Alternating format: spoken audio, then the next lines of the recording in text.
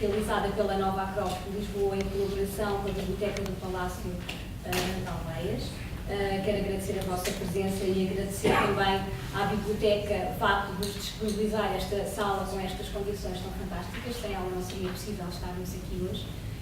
Gostaria de vos pedir para, durante a atividade, colocarem o vosso telemóvel no silêncio. Informar também que durante a atividade não é possível tirar fotografias nem gravar, exceto o técnico oficial que está encarregado desse efeito. Gostava também de vos falar um bocadinho sobre a Nova Acrópole, para quem ainda não conhece. A Nova Acrópole é uma organização internacional que está presente atualmente em mais de 60 países.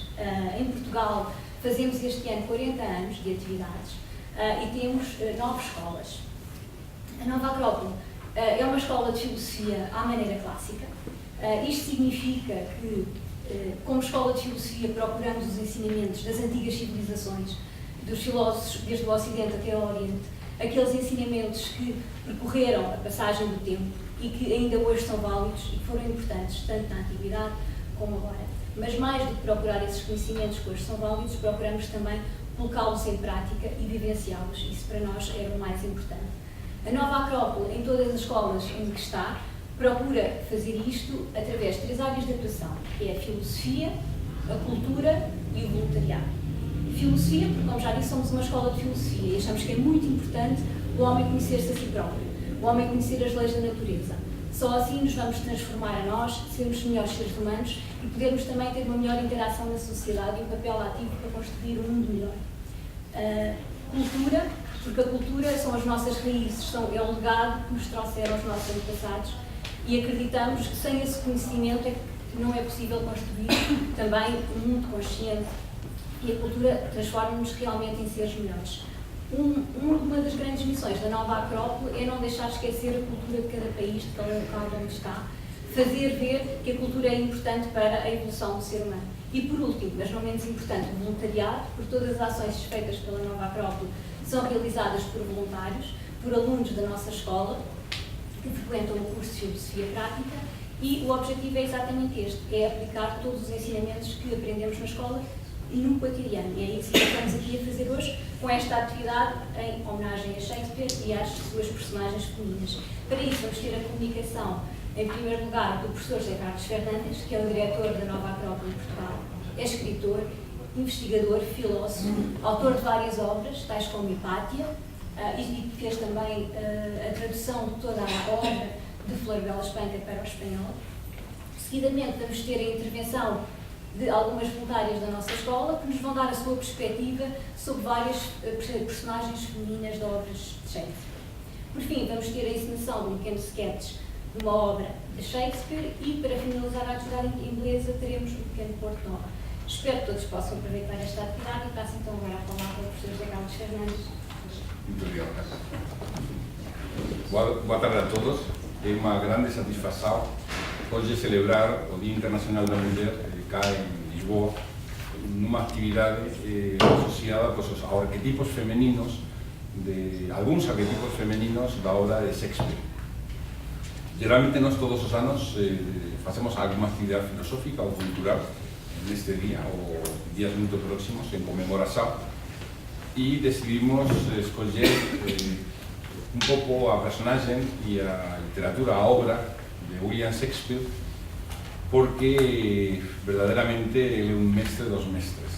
E não só a nível poético ou teatral, mas também a nível filosófico e a nível da profundização humana que faz tan abisal respecto à psicologia, respecto às situações da vida, respecto a todo.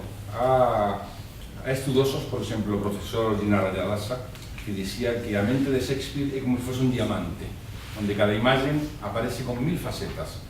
Qualquer problema da vida que seja apresentado, que pensem que 36 obras de teatro são muitas, aparece excelentemente tratado. Por exemplo,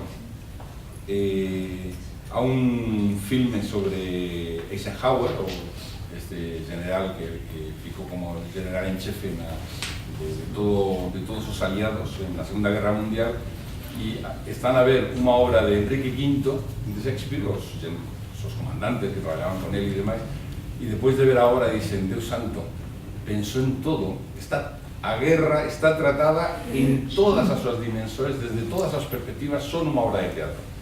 Ben, o mismo que sucede na guerra, sucede no amor, máis no amor, porque quizás o grande alento, o grande impulso da obra deste autor sella o amor. O amor aparece en muitísimas das súas obras, e a guerra e a política tamén, quizás, o poder, os misterios do poder, mas se tivésemos que falar da temática do amor e da temática do eterno femenino, das personaxes femeninas, vamos a ver que aparece, é o que máis.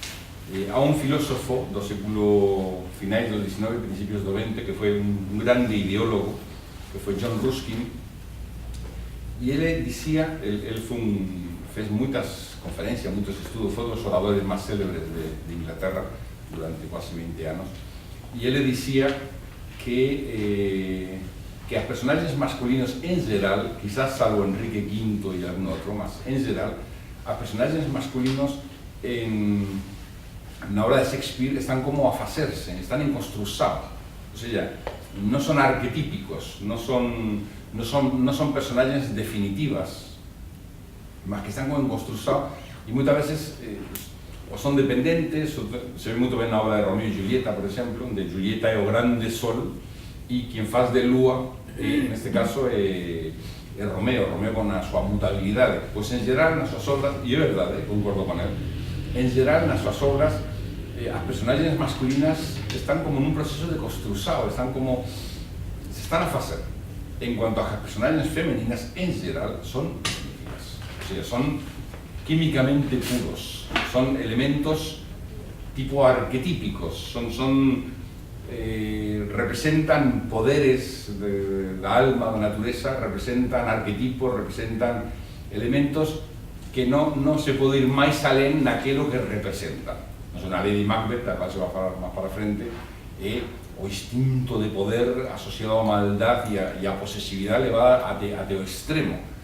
O se falamos, por exemplo, de Hamlet, Ofelia, que é a grande víctima da obra de Hamlet, pois aparece como a representación da inocencia, mas a inocencia tan frágil, porque a inocencia ainda non é pureza, que é quebrada en mil pedazos e termina finalmente loca.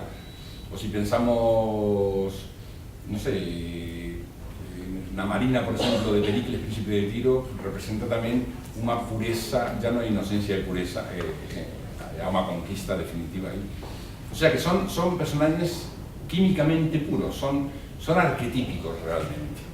Non son sempre arquetipos no sentido platónico da palabra, onde todos están no reino do ben, algunos que están desde a sombra, desde as trevas, mas, como Lady Macbeth, mas todos eles son personaxes que son moito, non son moito fortes, a palabra non é forte, a palabra sería, pelo menos na interpretación que eu doi a este termo, químicamente puros, son elementos reais, non a mistura neles, son verdadeiramente, son o que son. E esta foi quizás a causa ou a idea principal de poder dedicar unha charla, unha exposición e depois tratar algunhas das personaxes femeninas de Shakespeare para ver as diferentes facetas do femenino, diferentes elementos da psicología, do carácter, da visão da vida, de diferentes aproximações. O mundo das ideas, como dicía Platón, é un mundo de imagens eternas, de formas eternas, mas nele há unha variedade tan grande como pode haber na nosa natureza material, é unha variedade infinita. Hai miles de brillos que podemos entender neste caso no eterno femenino que nos van a poder permitir aproximarnos a arquetipos, a significados moito profundos. No Renacimento, que cando encontramos a Shakespeare no final ya do Renacimento,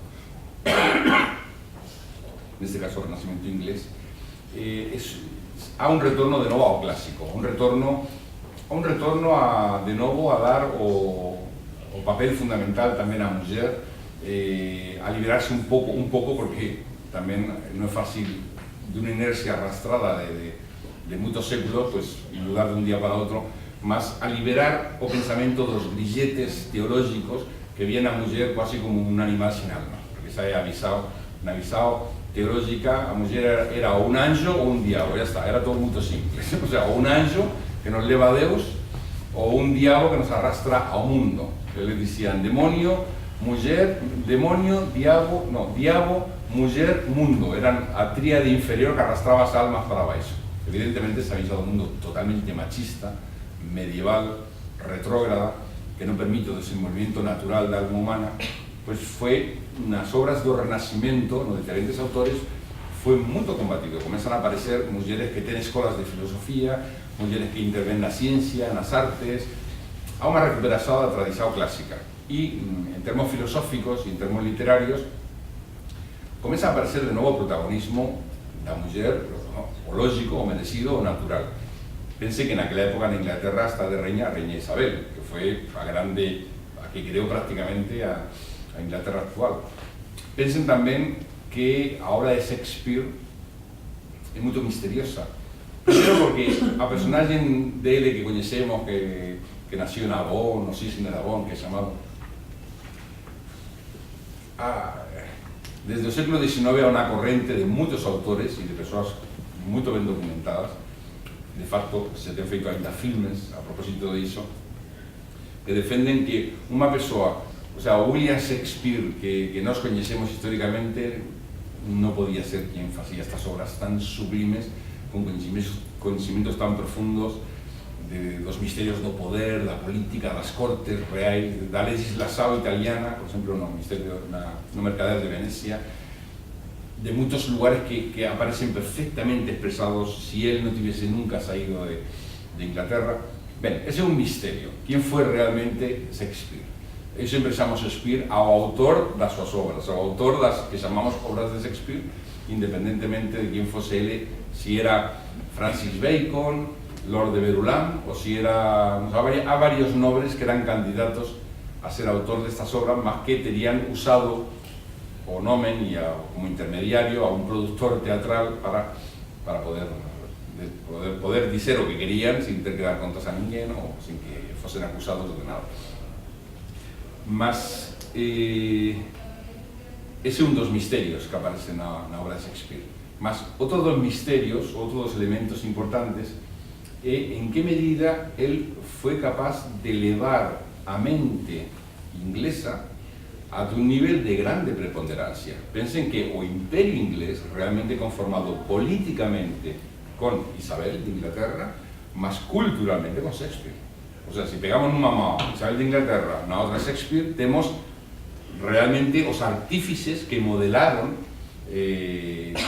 unha nova forma de agir políticamente e unha forma de pensar.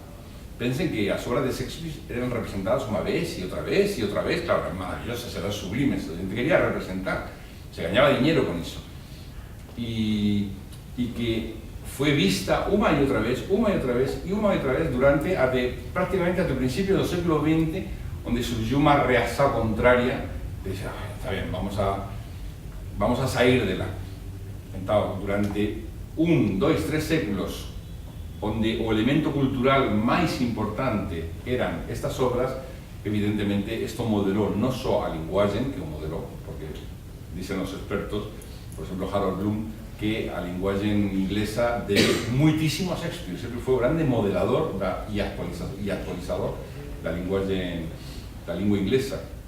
Non só modelou a lingua, mas modelou o pensamento, modelou unha visão heroica da vida, unha visão ecuánime, unha religiosidade natural. Isto tamén é moi importante, porque na súa obra quasi non se fala de Deus, quasi non se fala, mas está presente o divino, a luz divina e os valores divinos están presentes prácticamente en toda a obra, como o Señor dos Anéis. No Señor dos Anéis non se fala de Deus, está falando dos magos, do poder, da oscuridade, do egoísmo, da bondade, da generosidade, mas o divino está presente dun modo continuo nas súas obras.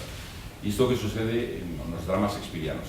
E dentro das temáticas que, en certo modo, revolucionaron a alma de Inglaterra, e a través de Inglaterra, pues, non só do seu imperio, mas da súa forma de pensar, que se convirtió en referencia durante varios séculos, pues revolucionaron tamén o mundo, porque os autores franceses, un Victor Hugo, por exemplo, foi un grande divulgador da obra de Shakespeare, os románticos alemães o mesmo, en España tamén. Quer dizer, eso se foi extendendo e realmente modelou a forma de pensar. Ainda eu creo que nas súas obras há tesoros profundos, muitísimos tesoros para ser explorados. Por desgracia, desde há bastantes anos já non há o interés, quizás a multiplicación dos elementos culturais ten sido tal que en vez de centrarnos no importante, estamos con moito entretenimento, mas tamén a forma de expresarse do século XVI non é fácil para nós agora. Quer dizer, cando alguén nos começa a falar como Shakespeare, como chamamos así, que está a dizer exactamente, temos que leer calmamente con un dicionario para seguir os seus raciocinios. Mas a temática, o elemento femenino, a alma da muller, o eterno femenino, os valores asociados ao femenino están perfectamente tratados, perfectamente. Vamos a ver algúns, só a modo de un moito breve resumen, porque despois miñas compañeras van a facer, cada unha delas escolleu unha personaxe e va a facer unha relaxao, unha reflexao, unha aproximação a estas personaxes. Voy a tentar escoller algúns que non estean los que teñan sido escollidos ya. Por exemplo, Ofelia, a personaxe de Ofelia, a triste Ofelia, en Hamlet, todos pensemos ese cuadro do doctor inglés, un prerrafaelista, Waterhouse, non me lembro que aparece ela fluctuando con as flores, ainda viva, mas a punto de ser afogada pelo río. Ela é inocencia, mas é unha inocencia que non chegou a ser a poder conquistar a pureza, unha diferencia entre inocencia e pureza. A pureza é a inocencia reconquistada, o sea, é demostrada, aí está, é como oro, ¿no? Que demostrou que é puro, que non há mistura, mas a inocencia é como un espello, ¿no? Un espello frágil, ademais. Ela, como a personaxe femenino, representa a inocencia da alma que va a entrar no mundo e va a recibir todos os impactos e todas as presións do mundo. Entón, temos a ela que, por un lado, Hamlet, que é o príncipe de Dinamarca, pues ten relaxada amizade con él, há uns autores que falan que tiña relaxada con él, mas eso é absurdo, eso non é propio da época, pero non está expresado na obra. Mas cando ele comeza a duvidar, ou depois da aparição do pai morto, e pensa, sabe, o pai morto dice, o espectro do rei de Dinamarca, diz que foi asesinado pelo irmão, ou seja, pelo seu tío, e ele começa a fazer uma estratégia para descobrir se realmente o tío asesinou do seu pai, pero tanto de ser justiciado. Ele está numa situação tan ser no ser, tan inestável, que a trata mal. Ele a maltrata. E quando ela é usada, o sea, por un lado, o Hamlet non a respeta como debería, ou quando ten un problema con ela, non solventa o problema, mas a desprecia de forma moito violenta. Unha das escenas máis dramáticas de Hamlet. Ela, por outro lado, por non querer indisporse con o pai, Polonio, que non lembra que se chama, pois ten que participar nunha especie como de mentira para atraer a Hamlet a un lugar onde ele vai estar a observar detrás do espello, e ele se dá conta de que Hamlet se dá conta de que ela, que non é ela, e o pai, o Polonio, queren manipular a Hamlet para ver que está a pasar con ele. Depois o irmão, que debía ser o grande cuidador, porque os irmãos máis vellos, neste caso o irmão máis vello, debe ser sempre quen cuide, quen proteja, quen ampare. A ela se preocupa dela, de certo modo. Simplemente dá a súa tábua de deberes, junto con os deberes que impõe o pai, un texto moito lindísimo, de tábua de deberes, mas se preocupa. Entón, está sozinha, está completamente sozinha. E cando é rejeitada por Hamlet de forma tan violenta, pois ela se desespera e é un momento que ela quebra e fica maluca. Ese é un dos personaxes máis dramáticos da obra de Shakespeare. Depois, há unha obra que, non sei como se dice en portugués, a fierecilla domada, a doma da bravía, como se dice? Pois é unha obra que já non se pode representar, porque é machista, tamén é machista da época, como a Fera Domada. A Fera Domada. Na Fera Domada, unha muller é, digamos, sometida pela vontade inquebrantável de un home para que finalmente se converta na súa esposa real, mas que chegue a, si el ve que é de noite, ainda que sea de día, ela ten que dizer que é de noite. O sea, esa é a última prueba que experimenta. Cuando vemos esta obra representada, claro, lógico, primero ya no é da época e depois ele estaba a encubrir un simbolismo que ya non ten, o que muchas veces a xente non é capaz de ver. Con lo cual, esa obra, fora da época e fora do seu simbolismo eterno, é terrible. E me lembro unha vez en Córdoba, que puso estamos a proyectar obras de Shakespeare y él puso esa obra y todas esas mujeres que estaban se levantaron en pie y se fueron y me disaron con la obra sostiña y con varios hombres que estaban a ver a obra, porque, claro, está ya fuera de época. Más si nos interpretamos simbólicamente, en este caso, a personaje femenino desta obra como símbolo da psique e a psique, y en cierto modo o personaje masculino representa Eros, o equivalente de Eros, no mito de Eros y psique. Vamos a ver que nesta obra están moi ben representadas as transformações de psique. E en certo modo o amor de él va educando, mas como era unha psique completamente selvage e ineducada, porque eso era así, eso é presentado así na obra no inicio, finalmente va educándose, va conformándose hasta que fica prácticamente soldado, unido, más ao que sería Eros no simbolismo. Isto é moi interesante porque nesta obra, no final da obra, aparecen 3 matrimonios que son celebrados no momento. Un deles representa a unión por utilidade, o sea, o homem estaba unido a muller por utilidade, por unha fortuna creo que era. Unión por prazer mutuo, aparecen dos jóvenes que se dedicaban, un deles era mestre de música dela, bueno, tiña entrado na familia como mestre de música para poder facer a corte a ela, e finalmente pues, se enlazan, se forman un casal, e depois aparece a relación da protagonista desta obra de Shakespeare con o jovem, con o novo. E é curioso porque nesta escena están representados os 3 elementos que se dicía que eran necesarios na construción dunha obra arquitectónica. Dicía, unha obra arquitectónica na antigüedade se dicía ten que ser bela, útil e firme. O sea, era a tríade, ou as 3 palabras xave para unha obra arquitectónica, que era venustas, o sea, bela, amorosa, placentera, venustas placentera, útil, o sea, é unha obra feita para algo, non é simplemente para estar lá, e firmitas, o sea, firmitas, utilitas e venustas. Evidentemente, a obra de firmitas, a firmeza é fundamental, mas esa firmeza nesta obra é representada pela perfecta unión entre Eros e Psique. Que ela representa así que esta unión perfecta se converte en firmeza. E na obra se ve como das 3, os que se unieron por utilidad están abocados ao sufrimento, necesariamente. Os que se unieron por alegría, por musicalidad, por placer, por viver a vida máis pelo amor, mas non un amor profundo, pues están destinados a pegar primeiro do mel do amor e depois da amargura do amor. E finalmente, aqueles que se unieron por ir da vida juntos, o sea, de certo modo por percorrer o camiño juntos, por estar firmes juntos, por ser mellor juntos, por complementarse juntos, por facer unha unidade juntos, esa é a unión permanente. O sea, esa é a verdadeira chave da unión. Un pouco, como dicía o texto do Bhagavad Gita hindú que falaba disso. A mellor unión é aquela que nace do sentido profundo da vida, non nace ni da autoridade ni do prazer rápido e espontáneo. Ben, aí é unha das visões do eterno femenino.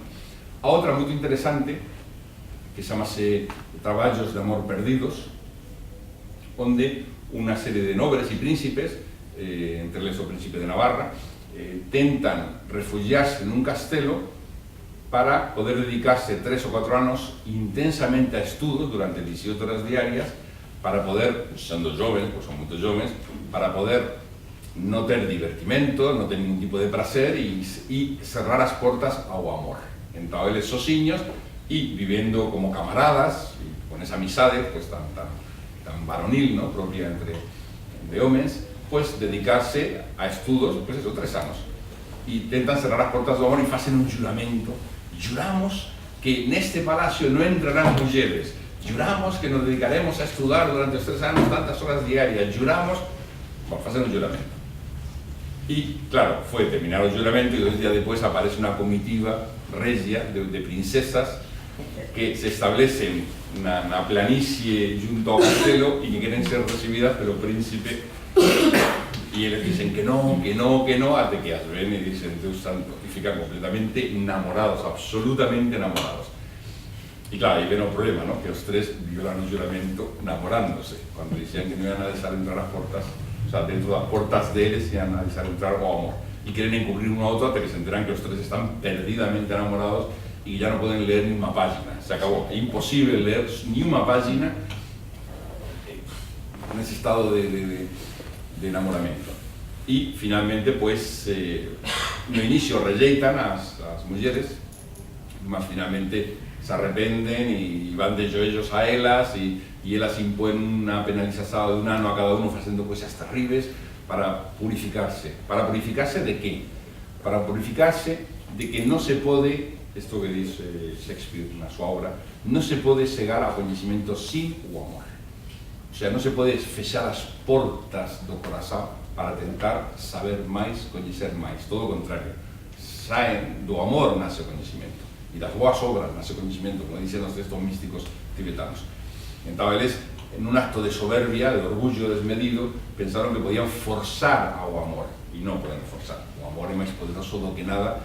Y en cierto modo, en este avisado de eterno femenino, ellas aparecen como reinas dos corazones. Ellas son, estas 3, son reinas do corazón porque a muller, como explica muito ben Shakespeare, é a encarnación do amor, é a cristalización do amor, é a expresión máis pura do que é o amor na natureza.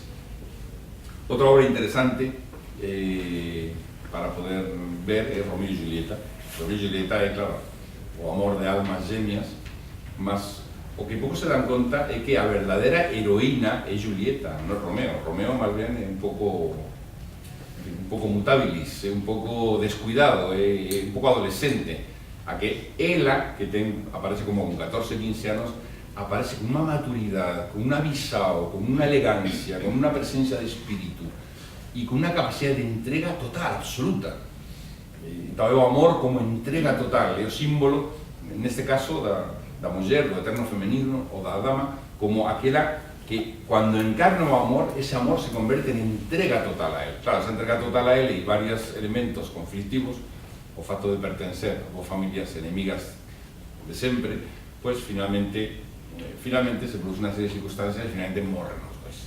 O sea, ou morre por un pouco por tolo, por non ter sabido esperar Romeo e ver que realmente non estaba morta, e non esperar a carta que tiña enviado un frade, e bueno, finalmente morren os dois, e ese sacrificio do amor reconcilia as dúas familias. Outra obra interesante é as The Merry Widows of Windsor, onde un dos personaxes máis coñecidos e terríveis da obra de Shakespeare, que Falstaff, e humorísticos da obra de Shakespeare, que Falstaff representa o dragón no ser humano. O sea, aquel que podía ter sido nobre, mas é vilao. Aquel que podía ter tido soños e ideais, que traballar por eses soños e ideais, mas se dedica a comer, a fornicar e a jugar e a beber. O sea, é o dragón no ser humano, é o dragón preguizoso, ademais. O sea, non ten ni envisado, un envisado que non leva a ningún sitio. É unha personaxe terrible. Aparece varias veces, aparece en Enrique V, ya no final, na morte de él, aparece en Enrique IV, educando ao príncipe Harris, o futuro Enrique V, e aparece en esta obra de Merry Widows of Windsor, que non sei como se traduce en portugués, en español é As alegres comadres de Windsor, e é moito interesante porque o que elas facen é ele quere facer a corte a unha señora que ya está casada, mas de forma completamente vilá, indigna, vamos, como un dragón reptante. E entón elas se dan conta, ela e as amigas se dan conta e planifican toda unha serie de escenas, tesen unha serie de escenas moito humorísticas onde fica apaleado, existe a palabra apaleado, de paus, que recibe moitos paus, que recibe moitas pauladas e que Bueno, e fica como estúpido, mas finalmente, como unha comedia, finalmente facen as paces e finalmente o reciben de novo na sociedade, ya purificado por tantos golpes, e aí aparece o eterno femenino como a capacidade de o que sería astucia, tipo Penélope de Ulises, de la Odisea. O sea, astucia femenina, mas no bom sentido da palabra, a capacidade de urdir, a capacidade de tecer, a capacidade de crear situações, a capacidade de conducir a cena até onde se debe conducir para que se chegue a onde se debe chegar. Ben, há moitos outros arquetipos femeninos, porque en cada obra depois geralmente aparecen 2 ou 3 personaxes femeninos moito importantes, mas na realidad todos eles son como de leque, un leque de imaxes belísimas, de mensaxes profundísimos, de xogos de palabras, de ideas, de visuais esplendorosas, onde a alma humana se eleva e a vida adquiere a súa dimensão máis sublime, máis exaltada, de máis alcance, como a luz dunha estrela. E avisado do eterno femenino, as imaxes do eterno femenino, as mulleres representadas en Shakespeare son verdaderos, moitas veces ideais, moitas veces modelos ou arquetipos, e outras veces elementos químicamente puros do que é a condición humana desde a perspectiva femenina. Vamos a ver entao, vamos a entrar agora en varias das personaxes que temos escollido para hoxe, que nos sirvan para ver esas paisaxes interiores, psicológicos tan belos da obra de Shakespeare. Muito obrigado.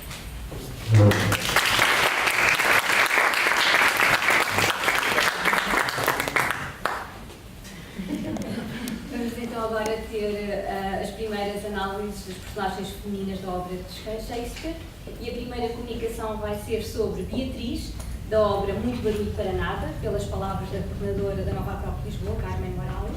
De seguida teremos Pórcia, do Mercador de Veneza, por Luciana Esteves, voluntária da Nova Acrópole.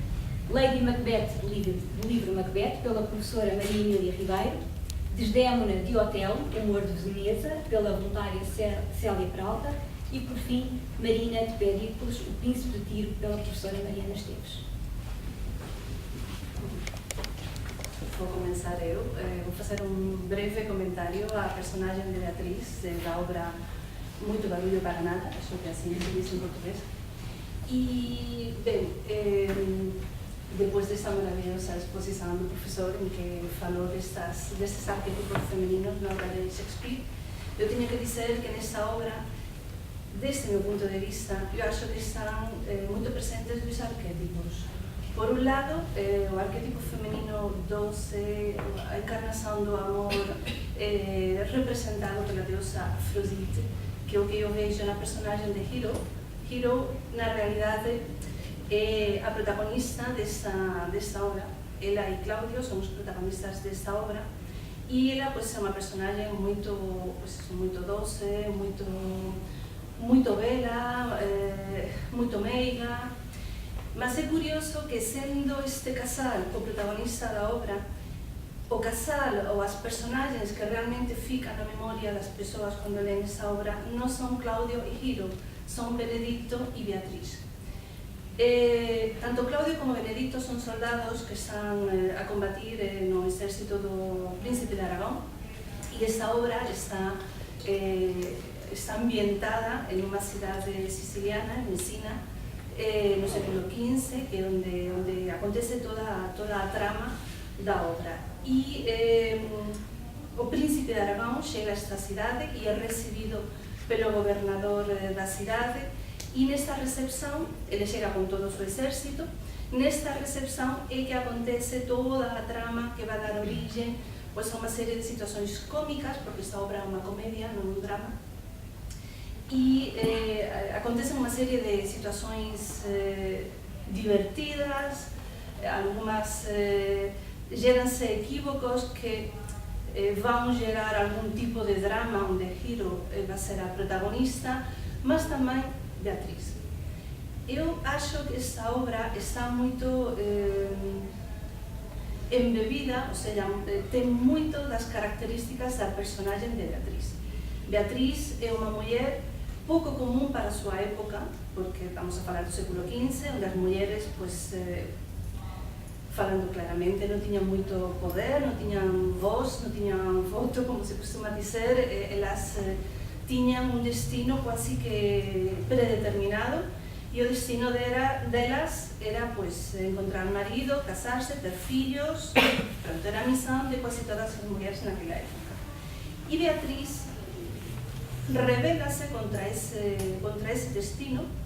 Ela non asume ese papel que é suposto reservado para as mulleres da súa época, e é unha muller independente, é unha muller moito alegre, moito divertida, que curiosamente, a pesar de non seguir este camiño trazado para as mulleres, tamén non causa desconforto nos homens, ou seja, ela é aceite tal e como ela é, o que acho que para aquela época, e dentro desta obra, pues era ou representa un gran avanzo dentro do papel que a muller tiña. Entón, esta obra pues, é como era, divertida, audaz, porque Beatriz é moito audaz, ela ten unha característica que eu gosto moito, e é que ten un poder e un uso da palabra e do diálogo e da dialéctica brillante. Os diálogos con Benedicto, que vai ser no futuro o namorado dela, o marido dela, e que é unha relación moito engraçada porque son como dois escépticos engraçados que gostan un do outro, mas ele non quer renunciar a súa soltería e ela non quer renunciar a súa independencia e a súa soltería tamén. Só que aquí, claro, acontece o que acontece sempre, que a magia do amor facilita as coisas e depois de unha serie de acontecimentos provocados pelos amigos e unha serie de situacións moito engraçadas terminan juntos. Mas quasi toda a obra, durante quasi toda a obra, os diálogos entre os dois son moito divertidos e moito inteligentes. Ou seja, a capacidade de brincar con a linguagem, con as frases, con as palabras que eles dois têm, son moito divertidas. Por tanto, esta obra, que repito, é unha comedia, pois eu penso que Beatriz, a luz de Beatriz está presente en toda a obra de Moito barullo para nada. Para mí, Beatriz, como arquetipo femenino, e isto é unha opinión pessoal, obviamente, eu acho que ten moito a ver con dúas deosas, por un lado con Artemisa e por outro lado con Atena, pela súa independencia, pela súa necesidade de liberdade, por non querer ficar atada aos convencionalismos da súa época, e acho que ten moito a ver con estas deosas que eran chamadas na antiguidade as deosas virgens, as deosas puras, non é? Tanto Artemis como Atenas son deosas que non se casaron e que sempre estiveron, digamos, que foron independentes. Outra característica tamén que Beatriz ten é que ela ten un sentido de justiza moito acusado. Durante a obra se produce un momento dramático, que é o único momento dramático da obra e que até ten un cariz un bocado divertido, e é que a súa prima Hiro, cando ia casar con Claudio, pois foi, digamos, calumniada. O sea, foi acusada de adulterio, cando na realidade non aconteceu, mas foi calumniada. E debido a esa calumnia, pues Hiro e Claudio non se casaron, Claudio repudiou a Hiro de unha forma moito feia, moito desagradable, e ela ficou tan indignada con a injustiza que se estaba a producir con a súa prima, con esta injustiza de ser acusada de unha coisa que non tiña feito e que até non facía parte da natureza de Hiro, que ela quasi que renuncia ao amor, porque nesa altura Beatriz e Benedicto estaban ya un bocado envolvidos, ela quasi que renuncia ao amor dela para pedir justiza, para pedir venganza. E ela sabía que pronto, podía ser aceite ou podía ser repudiada ela tamén, non é?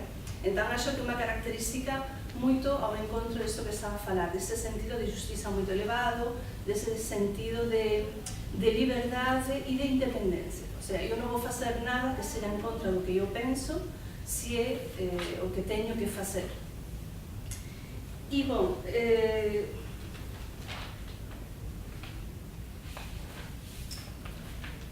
esta esse é mais ou menos o análise sobre a análise que eu fiz dessa personagem, que, repito, para mim é o protótipo da mulher que é corajosa, que enfrenta os convencionalismos do seu tempo, que não tem medo de ser como ela realmente é, mesmo que não seja o que todos esperam dela, porque não é suposto naquela época uma mulher ser independente e ter esse sentido de liberdade.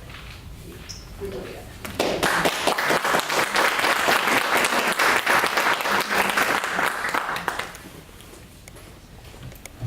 Eu vou-vos falar da obra O Mercador de Veneza, mais precisamente de Pórcia. Pórcia é a personificação, basicamente, da bondade, da graciosidade, mas, acima de tudo, também da justiça. Vou tentar fazer uma breve viagem sobre a obra, sobre a peça, para que se possam situar e tentar fazer alguns apontamentos sobre as características desta mulher, Pórcia, de qual vos vou falar então. É uma comédia romântica, passa-se entre dois cenários, em Veneza e em Belmonte, onde Pórcia está. E é uma peça que se inicia entre um diálogo que é bastante importante, que é entre António, que é um mercador de Veneza, bastante rico, com grandes navios, portanto, a seu cargo, a viajar por todos as partes do mundo, e o seu amigo Bassano. Já por aí está presente um grande apontamento sobre a amizade, que é um tema também chave ao longo desta peça, e que Pórcia dá uma grande importância. Uma amizade real, duradoura, com fortes alicerces, que ela própria estima e que dá grande valor.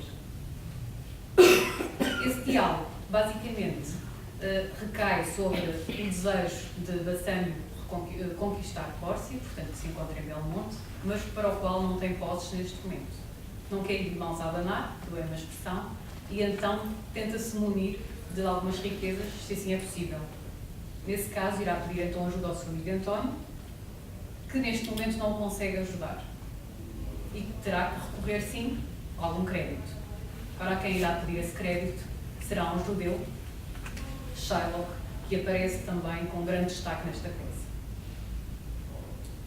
Ambos nutrem um ódio de morte um pelo outro, um ódio, uma raiva, portanto, sentimentos bastante fortes. António é cristão, mas não tem como negar, e então terá mesmo que recorrer a Shylock. Desta forma, este empréstimo é feito, mas de uma forma muito caricata. Então é celebrado um contrato em que, por 3.000 ducados, portanto, uma da altura, ele terá que cumprir, António, portanto, que será o fiador, portanto, de Bassano, do seu amigo, terá que cumprir com esse empréstimo e nesses 3 meses. Caso não o consiga fazer, o que o judeu pretende é o equivalente a uma libra de carne junto ao seu peito do próprio António. António aceita essa proposta, de ânimo leve, muito bem, assim conseguiremos, e vai confiante. Assim Bassano parte então em busca, ou da tentativa de conquistar Pórcia. Pórcia é uma mulher bela, descrita por todos assim, rica, mas que nos surge na primeira fase da peça um pouco angustiada. Porquê? Porque o seu pai deixa-lhe 3 cofres, um de ouro, um de prata e um de chumbo. O pretendente, portanto o homem que assim a desposar, terá que acertar no cofre, o qual terá o retrato de Pórcia dentro desse cofre. Aí temos uma característica que também que acaba por assinalar, que é a graciosidade e a cortesia, porque Pórcia, de tudo que descreve e que fala com a sua dama de companhia, com a sua aia, não tem qualquer interesse por nenhum dos seus pretendentes. Descreve-os, sim, mas à porta fechada, porque com eles respeita a sua hierarquia, a sua posição social, e sempre com bastante, de forma cortês, portanto, e correta. Até que chega, finalmente, Bassano e acerta no cofre, escolhe o cofre de chumbo. Para a felicidade de todos, nasce ali uma relação à partida e irá acontecer um tal casamento. Apaixonam-se à primeira vista, mas eis que nestes entretantos há notícias de António. Os navios perderam-se, os navios naufragaram e de certo não há, de qualquer forma, como pagar o empréstimo. Neste caso, Bassênio recebe uma carta e acaba por ter noção do que se está a passar. Pórcia aí dá um valor à amizade e acaba por concordar de imediato que, portanto, que este parte, porque o seu amigo está de facto em dificuldades, face a um pacto que houve de amizade mesmo sincera e dura.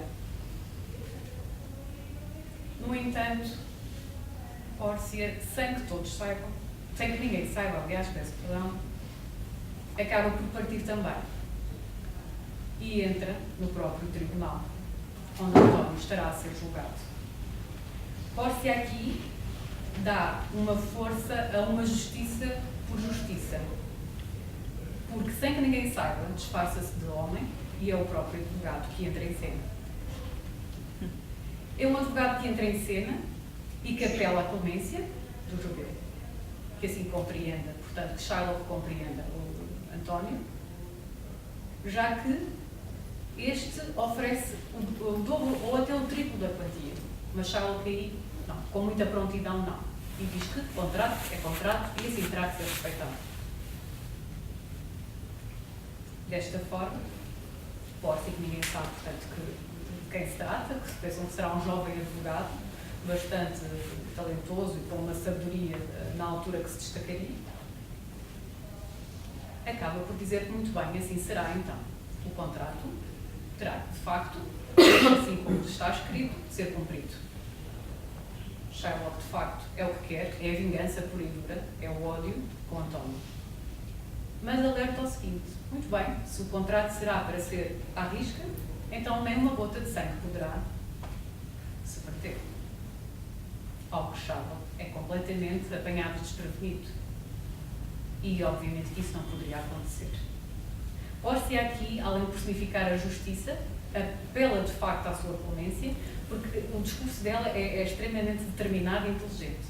Ela, apesar de conhecer muito bem a lei na altura e a lei portuguesa, ela acaba por alegar que a justiça, para o homem fazer justiça e aproximá-la da justiça divina, de facto terá que ter piedade, porque justiça sem piedade acaba por não ser justiça, acabam por ser leis postas em prática.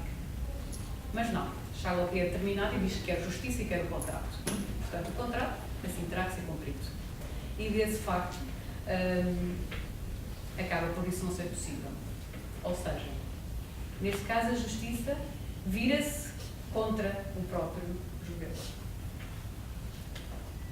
Até porque a lei, segundo o que ela diz, se não é possível que não haja, que não ocorra, que não verte nenhuma gota de sangue, a lei assim o diz, que um estrangeiro não pode atentar contra a vida de um veneciano.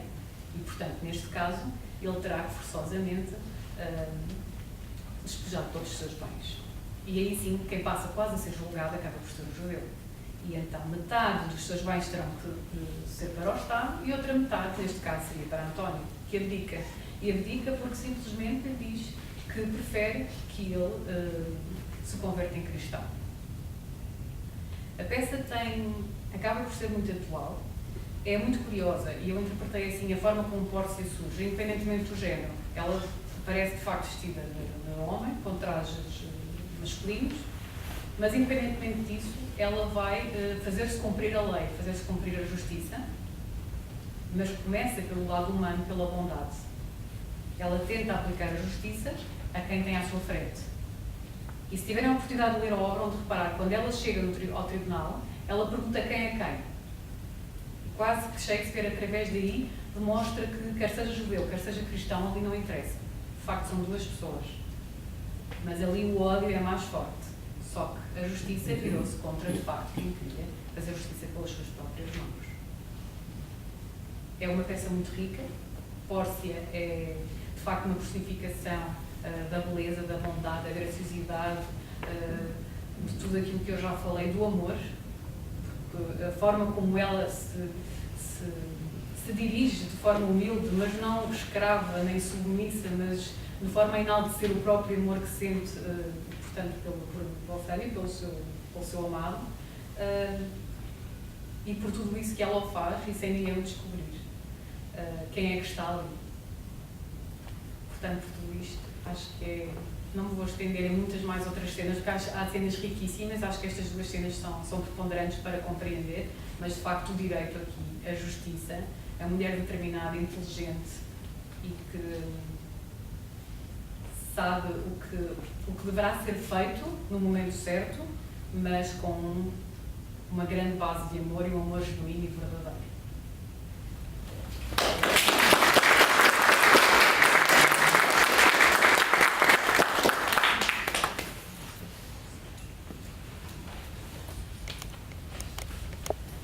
Eu vou falar sobre o Lady Macbeth,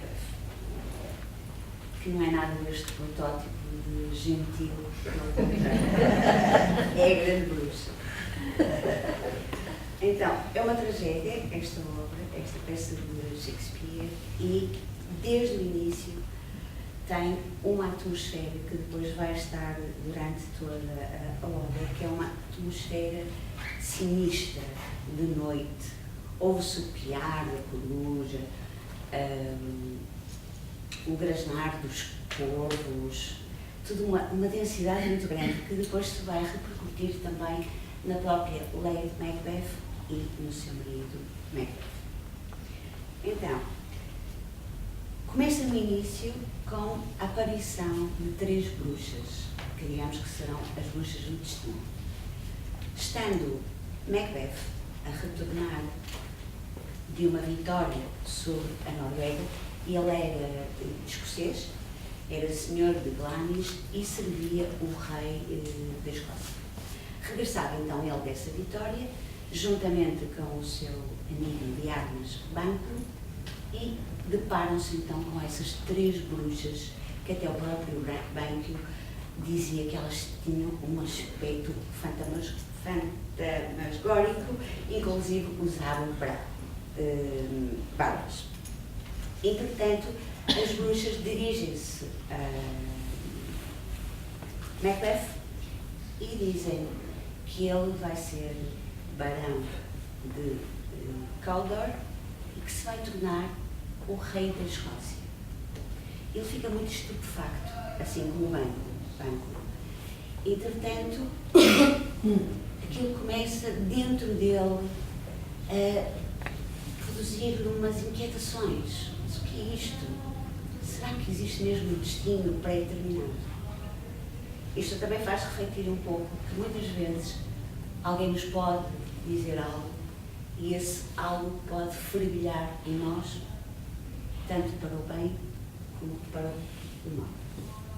Continuam, e a verdade é que, passado um pouco, aparece outro cavaleiro e lhe diz: o rei Duncan, o rei da Escócia, devido aos teus serviços como cavaleiro, teres lutado bravamente contra o rei da Noruega, vai-te dar o título de barão de Glamis. Isso faz com que ele fique muito surpreendido. Então, afinal, as bruxas estavam certas. Isso cada vez faz com que ele comece a ficar mais inquietante, pensar, então como é que vai ser? Entretanto, continua um caminho e tudo isso, e ele tem tempo de escrever uma carta à sua dama, em que lhe diz: encontrei 3 bruxas, que elas disseram que eu iria ser barão de Glamis, pela vitória na Noruega, e também vou me tornar rei da Escócia. Partilho contigo isto, mas não digas a ninguém. Isto é um segredo nosso. Entretanto, muda a cena e aparece então a minha personagem, Lady Macbeth, a ler a carta. E fica espantada com as profecias da bruxa. Entretanto, ela própria se transforma ao ler a carta. É como se de repente, é incrível, aconselho toda a gente a ler a obra e principalmente a ver algumas das representações por atrizes fantásticas. E eu gostaria imenso de poder reproduzir aqui a Lady Macbeth, mas vou tentar. Então, assistimos ao monólogo no qual ela demonstra conhecer muito bem a natureza do marido. Ela sabe que o marido é ambicioso. No entanto, ela diz que no seu coração corre o leito da bondade. E se corre o leito da bondade, apesar do seu desejo, da ambição, ele não tem maldade. Não tem alguém que lhe diga: tens que fazer algo para conseguir mesmo ser rei. E se for preciso matar o rei, matamos o rei. E esse alguém será ele. E então, o que acontece nesse diálogo é que de repente ela começa a cogitar então o plano maquiavélico para matar o rei. E que vai ser nessa noite, porque entretanto aparece um mensageiro a dizer que o rei vai pernoitar nessa noite na casa dos Macbeth. Então, Macbeth faz uma evocação aos espíritos sinistros das trevas e diz: tirem o que há de feminino em mim e me façam transbordar da cabeça aos pés da mais terrível crueldade. Que o meu sangue se adense, impedindo a passagem ao remorso. Que nenhuma compaixão possa abalar os meus ímpios desígnios. Transformai o leite dos meus seios em fel. Estão a ver como ela é doce.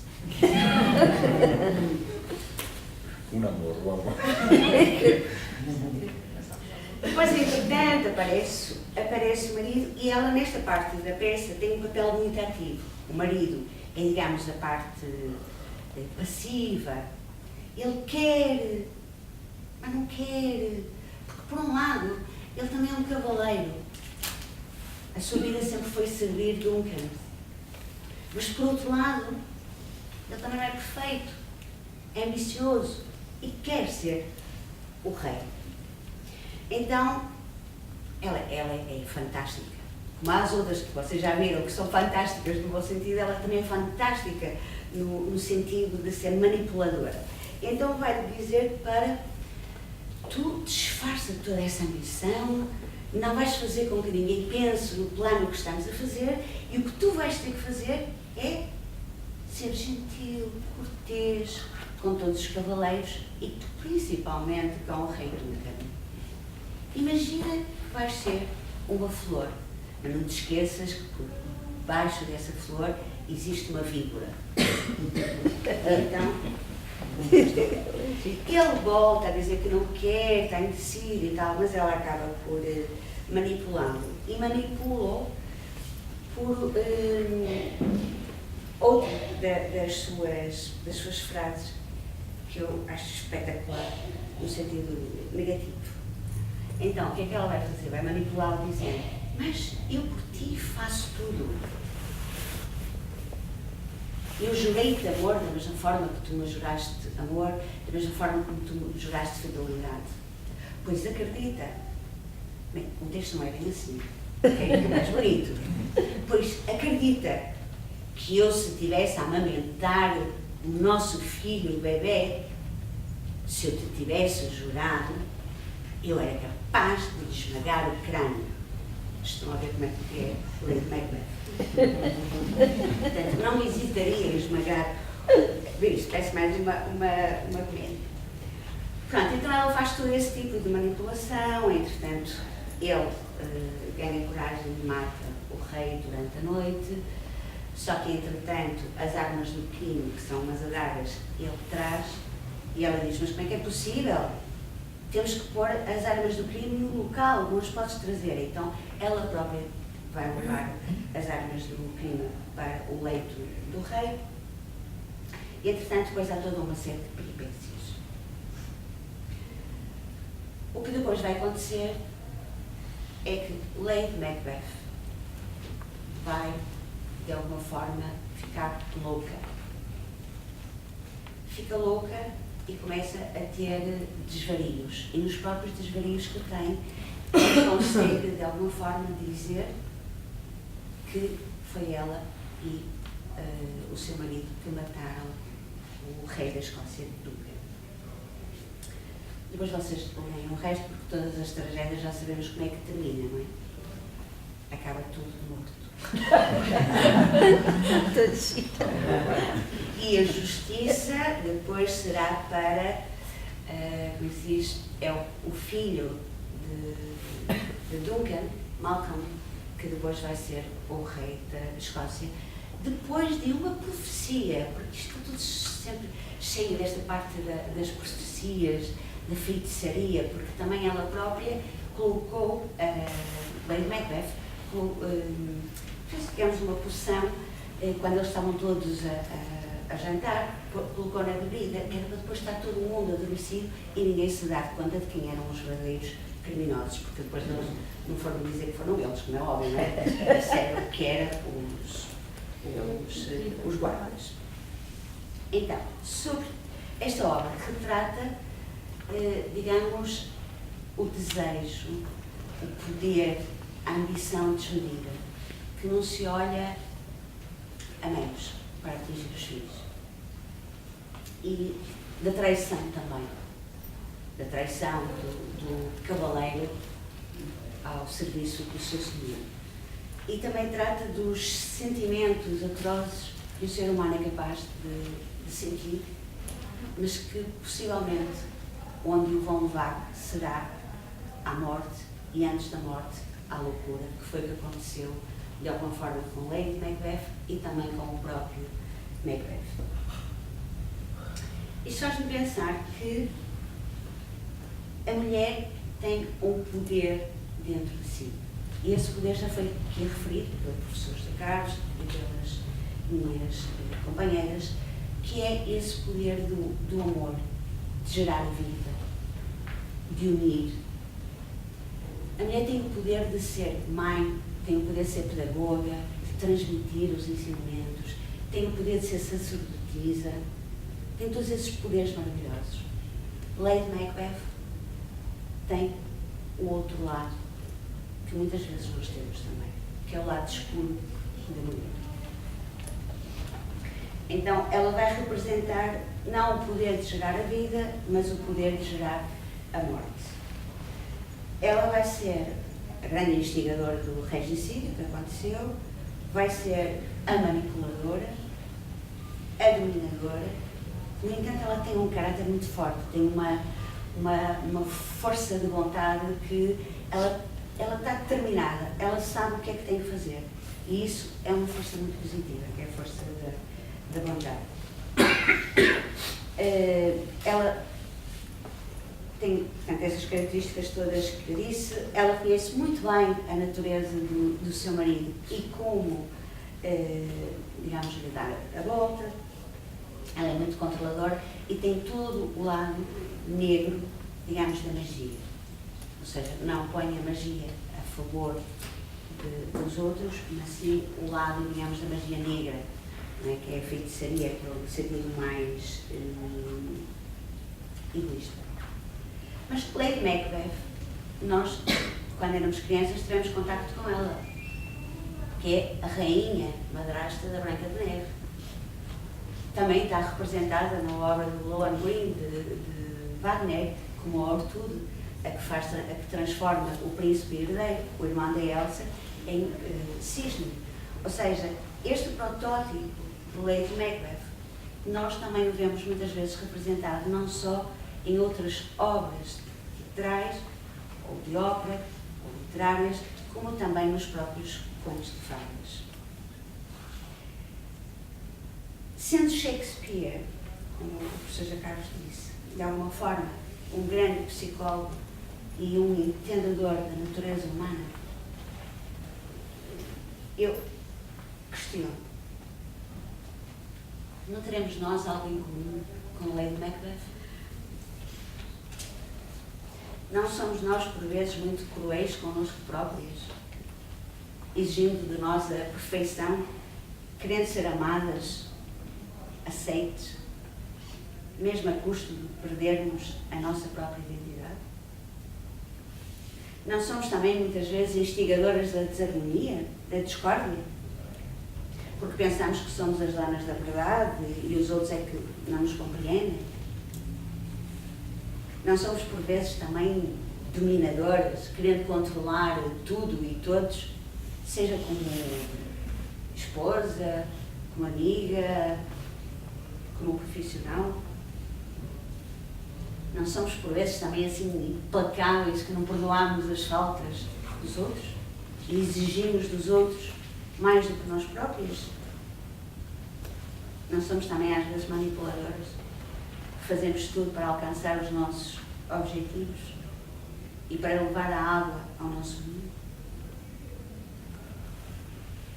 Então, possivelmente esse será o lado, digamos, como acho que era Marco Aurélio que dizia que nós tínhamos duas asas, não é? Uma asa boa e uma menos boa. Então, possivelmente será um lado que existe em nós que não sei se não estará mais latente na época que nós vivemos.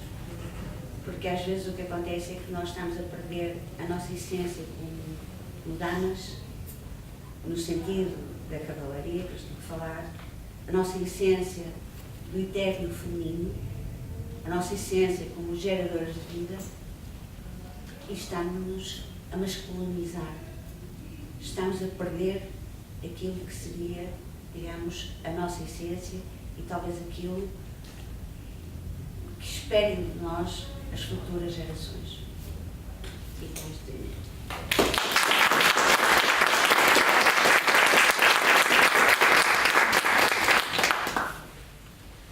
A mim também me calhou uma tragédia. Se calhar não, bem, não sei também. Acaba tudo morto depois. Mas talvez não tão negra como a de Emília, eventualmente. Eu vou falar sobre Desdémona, que é a personagem feminina principal da tragédia de Otelo. E Desdémona, o próprio nome tem origem grega e significa desventurada. Portanto, daí já se percebe o final triste desta personagem. Ela é o protótipo da Bela. É filha de um nobre de Veneza, que se chama Brabâncio, e ela é uma jovem bela, mas para além disso ela tem um caráter muito nobre. É muito bondosa e muito voluntariosa. E como ela era uma jovem muito bela, ela tinha muitos pretendentes na República de Veneza, só que jovens, graciosos, nobres, mas ela rejeita-os a todos e acaba por escolher um general, Otelo, chamado Otelo, um general mouro. Isso é uma relação considerada na época inapropriada, porque ele não tinha, era de uma condição social inferior à sua. Mas Otelo, ela conhece Otelo porque ele é amigo do pai de Desdémona, ele frequenta a casa e apaixona-se por ele enquanto ele relata os feitos das batalhas, porque ele é um general muito valente, muito bravo, e ela apaixona-se por esse lado dele de herói. E Otelo apaixona-se por ela também, e nutre por ela uma paixão muito intensa. Entretanto, Otelo, enquanto general, ele nomeia um amigo seu, chamado Cássio, para o lugar de tenente. E quando isso acontece, ele tem um alferes, que é o Iago, que é o vilão da história, e é um personagem fantástico. É fantástico pela sua perversão e pela sua inteligência e capacidade de manipulação de toda a gente. É mesmo extraordinário. Iago fica, quando sabe que o lugar de tenente não vai para si, porque ele estava à espera que fosse o eleito, ele fica de repente possuído por uma raiva demolidora e decide simplesmente destruir Otelo e Cássio. E manipula tudo e toda a gente a toda a volta. Ele é um personagem dissimulado, perfeitamente dissimulado. Ele faz sempre passar por um homem honrado, por um homem muito bom, muito amigo de Otelo, muito amigo de Cássio, e nas costas vai sendo uma trama impressionante. E a principal vítima dele, logo a primeira, e é assim que começa a peça, é com um jovem soldado chamado Rodrigo. Esse jovem soldado também era um dos pretendentes de Desdémona, que foi rejeitado, mas apesar de tudo ele alimentava a esperança de poder conquistar o amor de Desdémona. E Iago, como é muito inteligente, ele manipula sempre as fragilidades das personagens. Ele, sabendo disso, convence de que se ele denunciar a relação de Otelo com Desdémona ao pai de Desdémona, que com certeza que não era favorável a essa relação, que talvez ele assim pudesse conquistar o coração dos Desdémona. E então o que é que ele faz? Acontece que a jovem tinha fugido da casa do seu pai para casar com Otelo em segredo. E, portanto, o convence Rodrigo a ir denunciar esse facto a Brabâncio, ao pai de Desdémona, que quando sabe fica furioso. Fica furioso e ao mesmo tempo perplexo, porque ele acha que a sua filha é muito tímida e que nunca iria ter uma atitude dessas, ainda por cima a ligar-se a um mero militar. Ele achava isso inconcebível. E fica de tal forma incomodado que pede ajuda ao Senado. O Senado, que era constituído pelos nobres de Veneza, e chega ao Senado e conta a sua história, e o Senado decide chamar Otelo para ouvir a sua explicação. E ele explica que o seu amor é real e que não há ali nenhum interesse. Sim, porque o pai de Desdémona achava que ele de certeza só poderia ter conquistado através de bruxaria. E, portanto, ele é acusado de bruxaria, de ter seduzido a sua filha com bruxaria. Otelo chega ao Senado e desmente tudo isso e relata como é que o amor aconteceu, que se apaixonou, como é que eles se apaixonaram, tinha sido na casa do Brabâncio, e disse também que para confirmar a história que chamasse Desdémona. E Desdémona vai ao Senado e defende com muita coragem e muita clareza mental o seu amor. E defende de tal forma que o pai aceita e o Senado acaba por aceitar esse amor. Entretanto, o Senado também estava reunido por outro motivo, porque houve uma emergência militar. Porque Chipre estava sobre a tutela de Veneza e havia o perigo iminente de ser invadido por uma frota turca. E então o Senado escolhe Otelo para ir defender esse território, porque Otelo era um militar muito habilitado, e Desdémona imediatamente pede autorização ao Senado para seguir com o marido. Era uma coisa que eu acho pouco habitual, mas ela vai para a guerra com o marido. E, portanto, o Otelo vai num barco e ela vai com o alferes Iago e com a sua esposa Emília, que era simultaneamente a sua arma.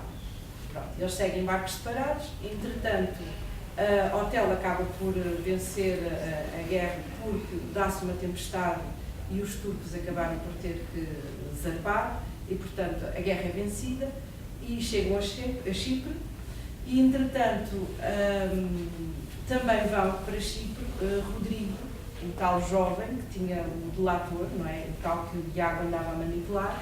Esse também segue para Chipre porque é um dos soldados, assim como Cássio, o tal amigo de Otelo que tinha sido eleito tenente. E, portanto, Iago começa aí a tramar. Começa a tramar uma ideia de como destruir Otelo. E começa por chegar junto de Rodrigo e consegue instigar um duplo ódio em Rodrigo. Por um lado, convence-o de que melhora que a relação de Otelo com Desdémona não vai durar muito tempo, porque são seres de naturezas completamente diferentes, e, portanto, aquilo deve ser uma paixão curta. E, pronto, instiga-o por um lado ao ódio contra Otelo. Por outro, também contra Cássio, convencendo de que há ali uma traição de Desdémona. E Rodrigo começa a sentir-se ameaçado por ambos. Entretanto, mais a seguir, nessa noite estão de guarda Iago e Cássio. Iago, sabendo da fragilidade de Cássio para a bebida, que ele facilmente se deixava embriagar, não aguentava muito o álcool, ele convence-o a beber. E, entretanto, consegue que Cássio fique embriagado e assim consegue instigar uma disputa entre Rodrigo e Cássio. Como Cássio estava alterado, Rodrigo já estava revoltado contra ele porque achava que ele era um concorrente. Há uma luta e Cássio acaba por perder o seu posto de tenente, porque Otelo acha que aquilo é um mau exemplo para os outros soldados e, portanto, despromoveu. Cássio fica muito infeliz, sente-se muito triste e acha que a sua reputação que o protege. E então Iago faz seu amigo, porque Iago é muito sedutor, ele é amigo de toda a gente, mas nas costas vai sempre urdindo, não a favor dos seus amigos, dos seus supostos amigos. E então ele dá-lhe uma sugestão. Ele diz para Cássio falar com Desdémona porque de certeza que o Desdémona vai interceder por ele junto de Otelo, porque Otelo com certeza que não estava assim com tão... de certeza que lhe iria perdoar, porque Cássio era seu amigo. E então Cássio decide falar com Desdémona, e Desdémona, como ela tem um sentido de justiça e de amizade profunda, ela percebe que Cássio é um bom homem e, portanto, ela assume a causa de Cássio. E disse, sim, claro que sim, eu vou defender-te junto do meu marido. Ora, Iago não faz isto por acaso, porque ele, ao proporcionar esta aproximação ao fazer esta sugestão a Desdémona, o que se passa é que ela vai começar a pressionar o marido e a falar muitas vezes de Cássio. E Iago, ao mesmo tempo, aproveita e começa a plantar a semente do ciúme. Um dos principais temas desta tragédia tem a ver com o ciúme de Otelo, porque Otelo, sendo um militar muito digno e muito nobre, a partir do momento em que Iago percebe que ele tem essa fragilidade e que é inseguro na relação com Desdémona, ele começa a explorar o ciúme. E explora de tal forma que ele fica completamente alterado e acaba por tomar decisões completamente loucas, quase. Chega mesmo quase à beira da loucura. E, portanto, Iago começa a insinuar a Otelo, possivelmente que Desdémona falava tantas vezes de Cássio, que se calhar as intenções dela não eram boas, com certeza, e começou a insinuar que havia ali uma traição. E ele faz isto de tal forma tão insidiosa que Otelo começa a perder o raciocínio e começa a exigir provas. Começa a exigir provas a Iago. Ele precisa de provas porque ele já não sabe se pode ou não confiar na sua esposa. Então Iago inventa provas. E inventa duas provas. Começa a dizer que durante o sono ouviu Cássio falar de Desdémona, e portanto dando a entender que realmente havia ali uma relação. E por outro, ele rouba um lenço. Rouba um lenço que tinha sido entregue por Otelo na lua de mel à sua esposa, e portanto esse lenço era um lenço com um valor sentimental grande, e esconde no quarto de Cássio, dando a entender que tinha sido oferecido por Desdémona. Pronto, e aí a partir desse momento Otelo viu isso como provas e convenceu-se que a sua esposa o traía e decide acabar com a vida de Cássio e acabar com a vida da esposa. Então pede a Iago que assassine Cássio. E como é que Iago consegue fazer isso? Ele vai junto de Rodrigo e pede a Rodrigo para o assassinar. O Rodrigo nessa altura já andava um bocadinho desgostoso porque ele já estava farto de ser manipulado por Iago, e ele já não acreditava muito naquilo que Iago lhe dizia e já pensava que se calhar nunca iria conquistar o amor de Desdémona. Mas ele dá-lhe a volta novamente e consegue convencê-lo a matar Cássio, e ele diz que a única solução para conquistar o amor de Desdémona é realmente matando Cássio. Pronto, ele consegue convencê-lo. E então depois dá-se uma disputa entre Rodrigo e Cássio e saem ambos feridos. Cássio fica ferido na luta e o Rodrigo também. Mas Iago, como já estava preocupado, a achar que provavelmente o Rodrigo poderia entretanto começar a mostrar toda a rede e fazer cair a máscara, ele decide matá-lo. Matou também secretamente. Simulou uma agulha e acabou por matar o Rodrigo. Portanto, Cássio acaba por viver, ferido, mas sai dessa situação. E, entretanto, Otelo vai até ao quarto de sua esposa e, apesar dela lhe jurar inocência, ele mata, estrangula.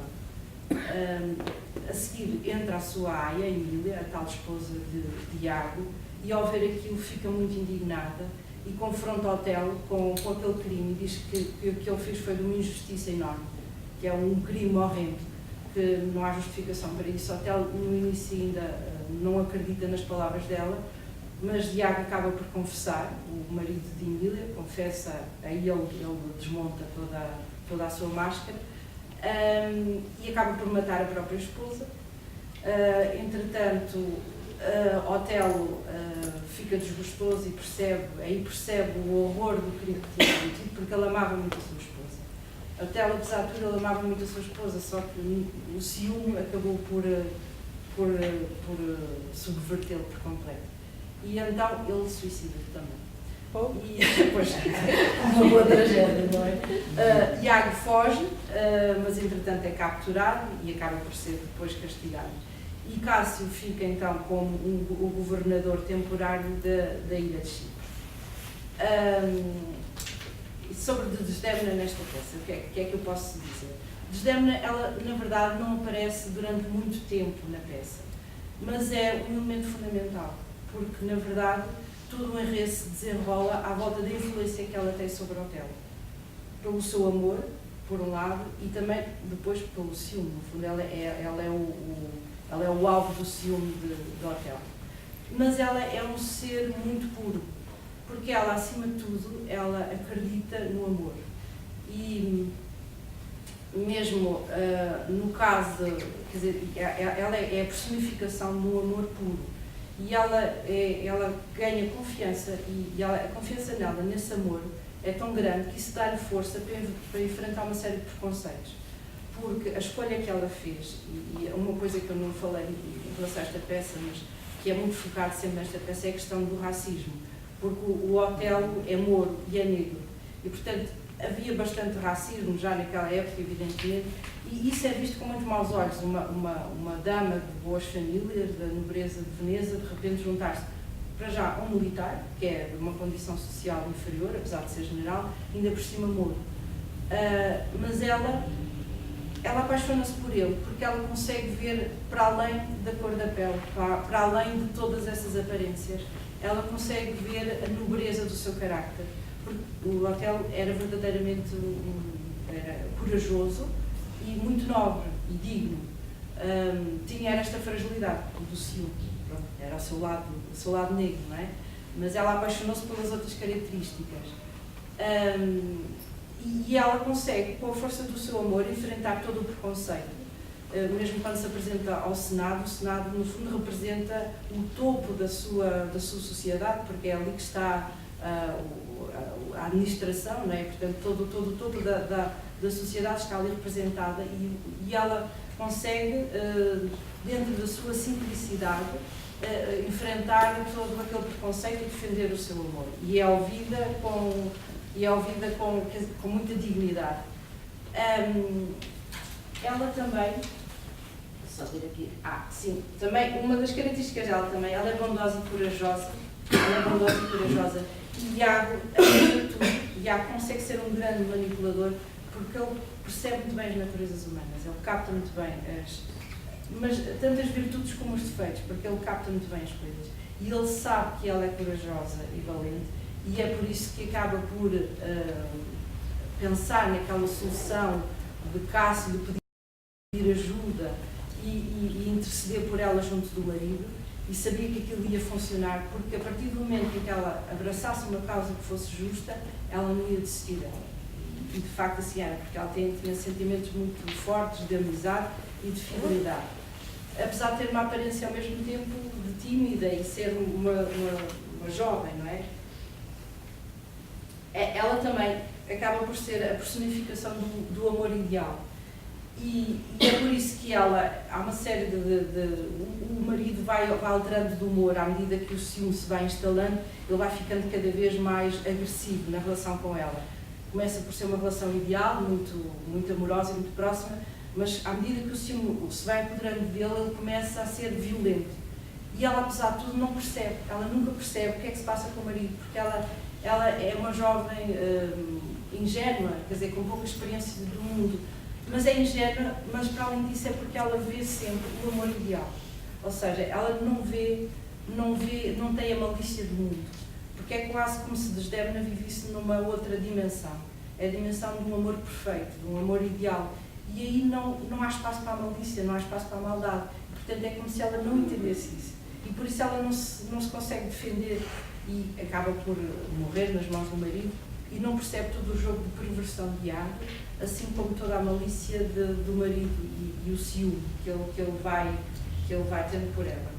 E isto é muito evidente mesmo na última cena, porque o marido, a morte dela é gradual, é dramática, portanto o marido estrangula, ela parece que está morta, mas não está logo, porque entretanto ela ainda dá um suspiro final.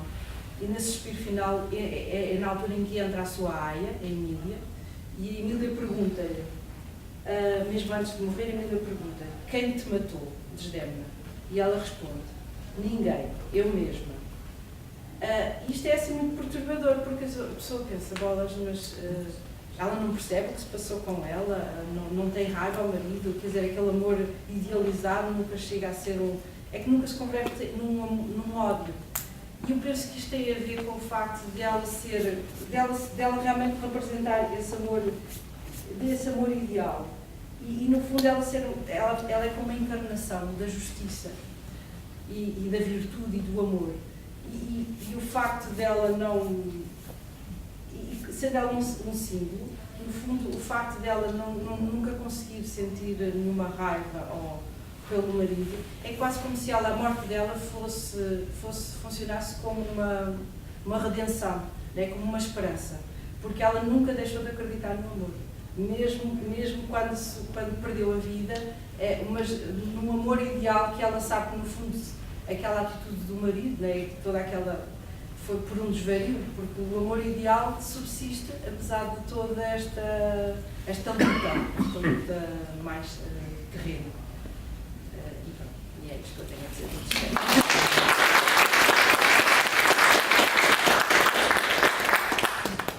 Eu confesso que deprimi depois de Desdémona e Lady Macbeth. Sinto aqui uma obrigação de levantar o astral da sala porque está tudo muito em baixo, pelo menos eu fiquei carregadíssima. Não pelas palavras, mas pelas personagens. A mim como uma obra, eu não conhecia, não sou exemplo, portanto se calhar há aqui alguém que conheça Péricles, Príncipe de Tiro. Alguém conhece?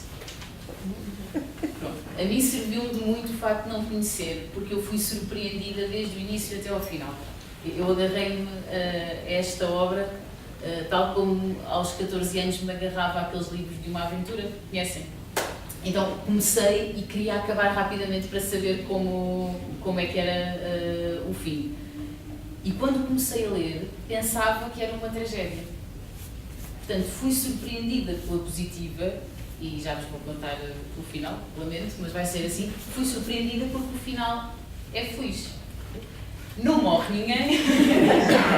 morre, mas morrem os maus.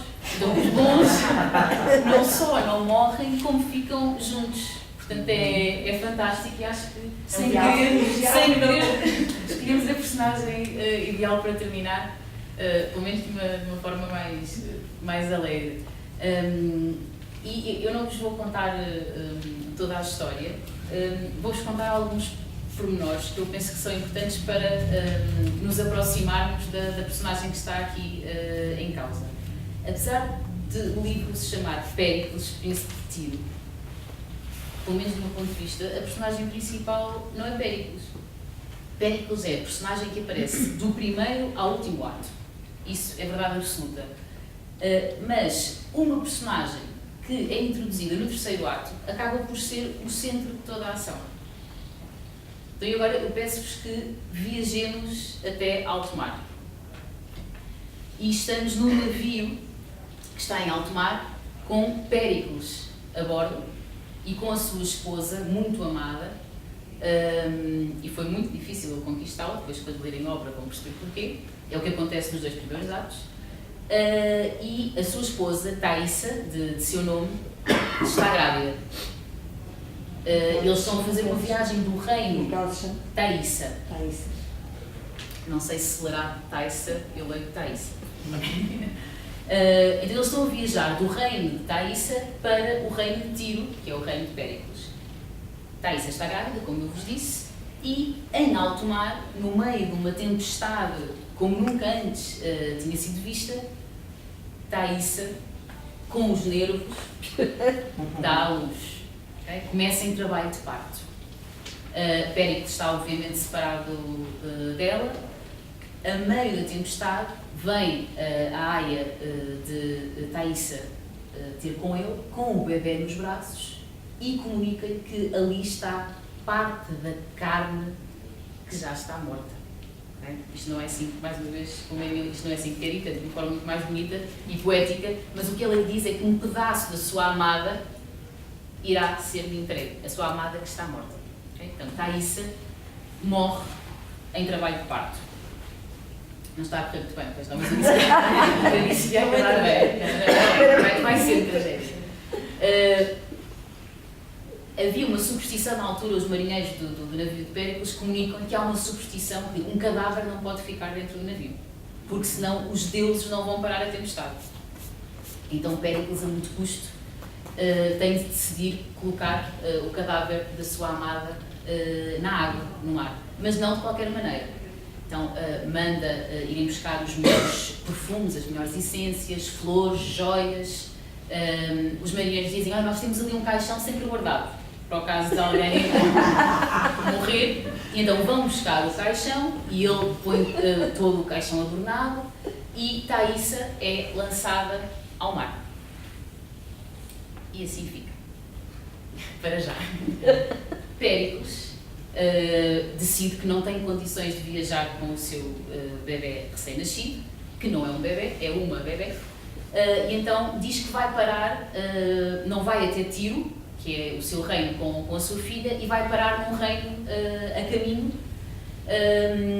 de uma família sua conhecida, que lhe devia um favor, e que vai pedir para esse casal cuidar da sua filha e dar-lhe uma educação de princesa. Okay? Assim acontece. Antes disso, num cenário digno de um momento próprio de Shakespeare, ele acaba por nomear a sua filha de Marina, porque nasce no mar. E esta é, efetivamente, a personagem que me coube. Marina é entregue a esse casal, ainda bebê, e Péricles continua a sua viagem até Tiro.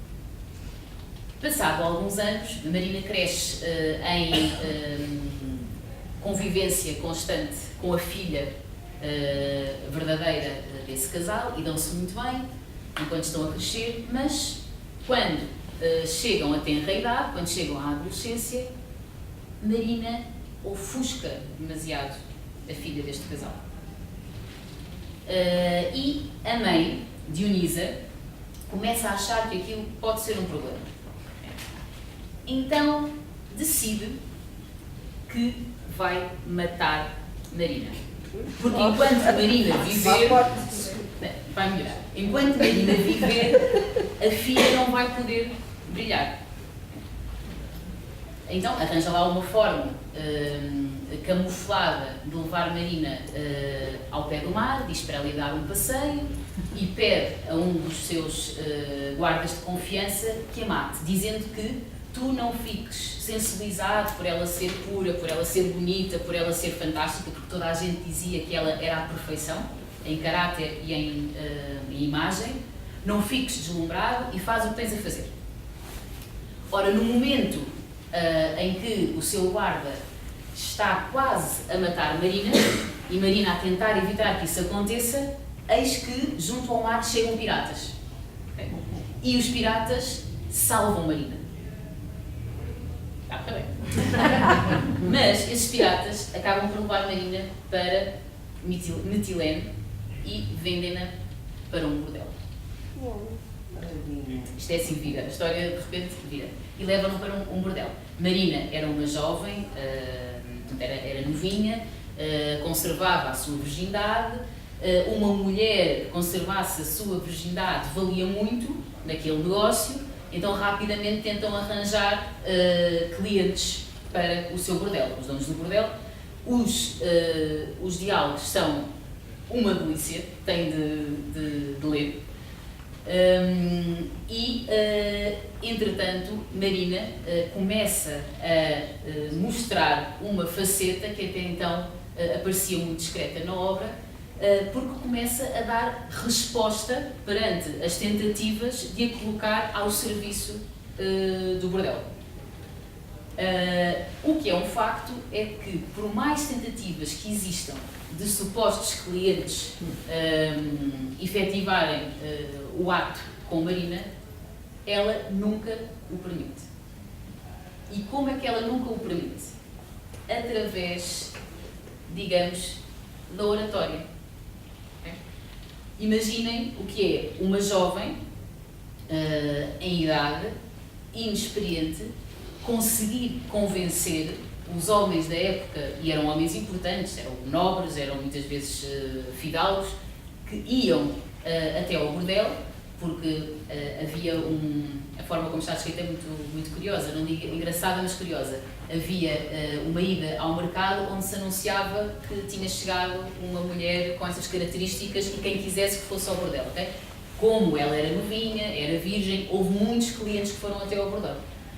Ninguém conseguiu efetivar o ato, inclusive há uma cena muito engraçada, que não leva muito tempo, é uma cena de uma página pequeníssima, em que numa rua frente ao bordel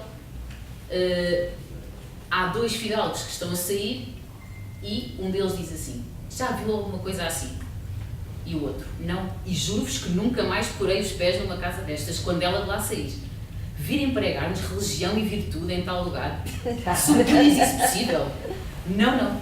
E para vos dizer a verdade, já não estou para bordéis. Quereis ouvir cantar as vestais? E o outro disse: farei tudo quando seja virtuoso, porque o certo é que eu vou deixar para sempre de ser devasso. Era este o efeito que a Marina causava. Imaginem como é que estava a dona e o dono do bordel, né? Eles já diziam: eu pago o dobro se levarem daqui, porque ela está-nos a levar à desgraça, não é? Até que um dia aparece o governador de Mitilene. Ou seja, o cliente mais importante, digamos assim. E a dona do bordel tem uma conversa muito interessante com a Marina. No início há uma fala em que a alcoviteira diz que ela tem de se preparar para conhecer homens de todos os tipos, de todos os tamanhos, e vai por aí com ordinarice. A fala é dura. Okay? E Marina, é descrito que Marina tapa os ouvidos. E ela diz: porquê? O que é isto? Estás em choque? E Marina responde: sois mulher? E a alcoviteira diz: o que poderia ser eu se não mulher? Mulher honrada. E aí começa-se a ver o nível, e a própria alcoviteira começa a reagir de forma diferente a Marina. O que é facto é que o próprio governador fica fascinado com os discursos que Marina faz. Ela diz mesmo: a ti que te atribuíram esse cargo, a ti que te atribuíram essa responsabilidade, tu que foste bem educado, tu que tens méritos, como é que és capaz de vir cá e colocar-te nesta situação? Ele acaba por ficar envergonhado e diz: eu não vou continuar, eu vou-te dar dinheiro para sair desta vida. E ele acaba por sair também do bordel sem nada ter acontecido. A alcoviteira acaba por pedir a um dos seus empregados que a viole e até pode matá-la, não lhe interessa. Ela quer é que resolver a sua chatice e o seu assunto. O próprio empregado, quando vai ter com Marina, acaba por sair de lá a fazer o que ela quer, porque ela diz-lhe: eu serei muito mais rentável para ti e para este negócio se me puseres ao serviço com algo que eu saiba fazer. E ele pergunta-lhe: o que é que tu sabes fazer? E ela diz: sei cantar, sei dançar, sei cozer. Portanto, eu sou habilidosa em muitos ofícios, mais vale vocês me porem a render nesses ofícios. E não é que ele consegue fazer isso. Ele sai e tenta arranjar, e consegue arranjar uma casa honesta para Marina, e é onde ela depois acaba por ser professora nas suas diversas artes. Até que um dia chega um navio a Mitilene e o governador, vendo o navio a aproximar-se, quer ir ver. O navio estava sinalizado com as bandeiras da paz, portanto não vinha em guerra. Quer ir ver o que é que se passa dentro do navio. E quando se dirige ao navio, alguém lhe diz que o rei está muito triste, está ao abandono, que não quer ver ninguém, mas que efetivamente vai um rei dentro daquele navio. E o governador diz: olha, eu conheço uma menina, uma rapariga, que é a pessoa ideal para fazer com que o rei volte a ter vontade de viver. Quem é que ele chama? Marina. Ora, quem é que estava dentro desse navio? Péricles, que, passado alguns anos, saiu de Tiro, foi a Tarso, onde Marina foi criada, e chegando a Tarso lhe disseram que a tua filha morreu. E ele entrou em completo abandono, em completa desgraça. Depois de Tarso, ele acaba por ficar em silêncio, faz promessas de nunca mais cortar o cabelo, nunca mais cortar a barba, porque estava com um aspecto terrível. E quando vê Marina, obviamente não se esqueçam, ele não a via desde recém-nascida, não a reconhece. Mas em conversa, acaba por lhe responder, ele já não respondia nem aos seus amigos há muito tempo, acaba por lhe respondendo e descobre que Marina é a filha dele. Mas, depois de descobrir que Marina é a sua filha, ele adormece num sonho profundo. E nesse sonho aparece Diana, a deusa. E Diana diz-lhe, vai a Éfeso, resumindo, ela diz, vai a Éfeso e a tua vida vai mudar. Okay? Conta a tua história em voz alta e a tua vida vai mudar. Assim fazem.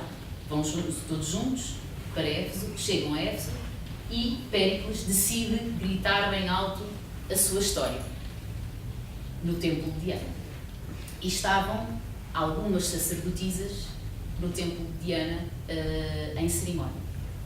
Ora, qual não é o espanto quando uma das sacerdotisas chora, grita, quem é que era ela? Taissa. Taissa não estava morta dentro do caixão. O caixão foi dar à costa em Éfeso. Receberam-na. Perceberam que todos aqueles atributos significavam que ela era alguém nobre, provavelmente uma rainha. Ela recuperou os sentidos, falaram com ela e ela disse, se eu nunca mais vou ver o meu marido Péricles, nem a minha filha, porque ela não sabia se a filha tinha ou não sobrevivido, porque entretanto desmaiou, eu quero entregar a minha vida como sacerdotisa do templo de Diana. E assim fez e ficou por lá. Portanto, a família, no final, fica toda unida, viajam todos para Tiro e ficam todos juntos, Péricles e Taissa a governar e mais, Marina casa-se, adivinhem com quem? Com o governador de Mileto. Portanto, o final é muito feliz. O caráter de Marina é fascinante. Marina representa muito interessante aquilo que o professor disse há pouco, que a pureza é a inocência conquistada. Nunca tinha pensado dessa forma e eu acho que as características que mais podemos associar a Marina é efetivamente a pureza.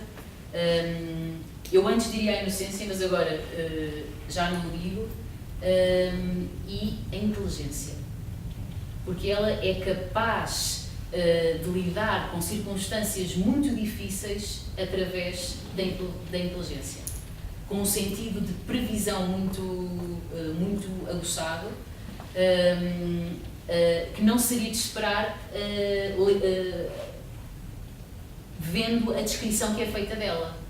Quase que nós associamos com uma menina inocente, uma menina jovem, talvez frágil, não é? Porque é capturada por, primeiro, uma família que é injusta com ela, depois por piratas, depois é vendida para um bordel, então é uma menina vulnerável. Não, e ela tem uma capacidade de lidar com as circunstâncias admirável. E depois a sua capacidade de resistir, reparem. E agora não estou aqui a comparar por ser homem ou por ser mulher, mas eu acho que a comparação é inevitável.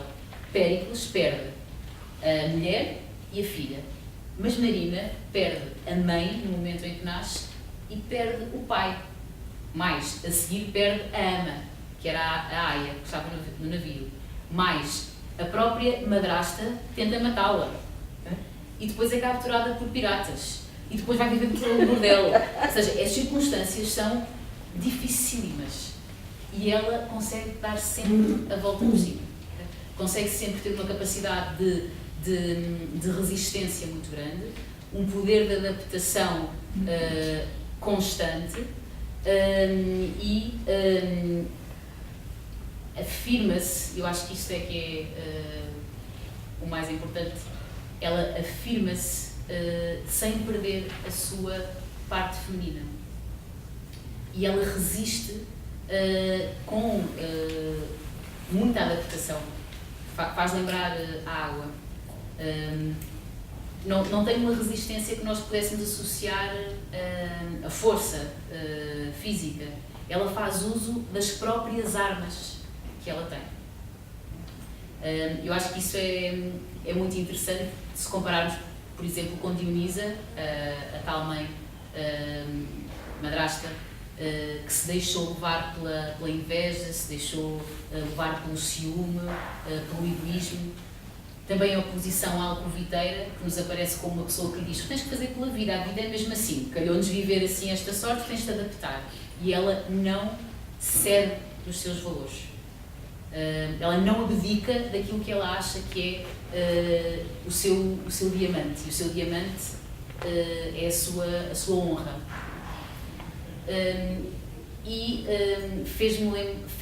Fez-me pensar sobre a necessidade que nós, por vezes, temos, se calhar, em termos históricos, é essa a mensagem que nos é passada, mas também muito da nossa vontade passa por aí, que temos que perder um pouco da nossa parte feminina para sermos fortes. Não é? Porque se formos femininas, ou se tivermos características mais femininas, sejam elas mais ou menos doçura, mais ou menos suavidade, que isso vai ser considerado fraqueza. Não é? Que vamos parecer vulneráveis aos olhos dos outros. Não é?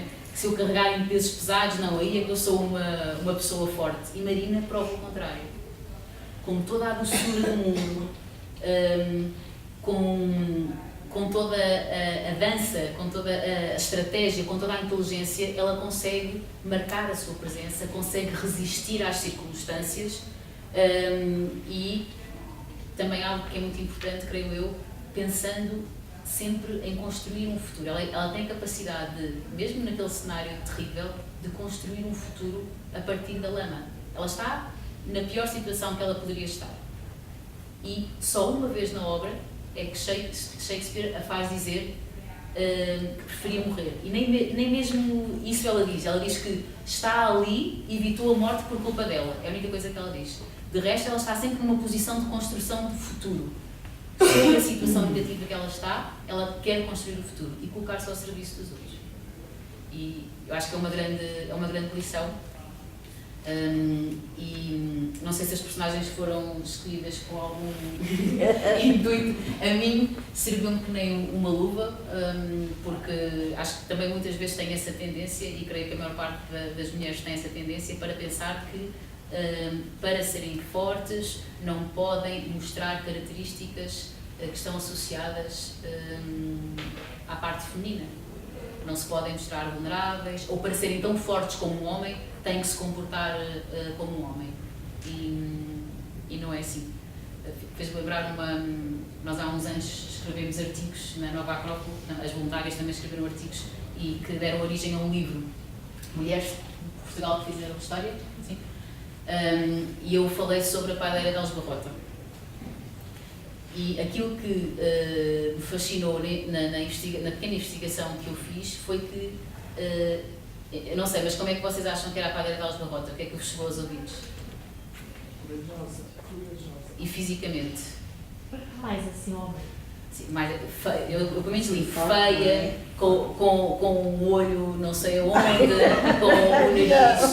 Ou seja, isso faz-nos pensar, porque é que uma mulher corajosa e que foi capaz de ter um comportamento admirável, porque é que tem que ser feia? Ou porque é que tem que ser, ou porque é que tem que ser mais masculinizada? Não tem de ser assim. Não é? E pronto, também me fez-me pensar muito nessa oportunidade que nós também tivemos e nessa personagem. Acho que todas temos de aprender com a Marina nesse sentido, que não temos de abdicar das nossas características femininas e da nossa sensibilidade e da nossa expressão mais emocional, porque isso também faz de nós mulheres e faz de nós fortes à nossa maneira.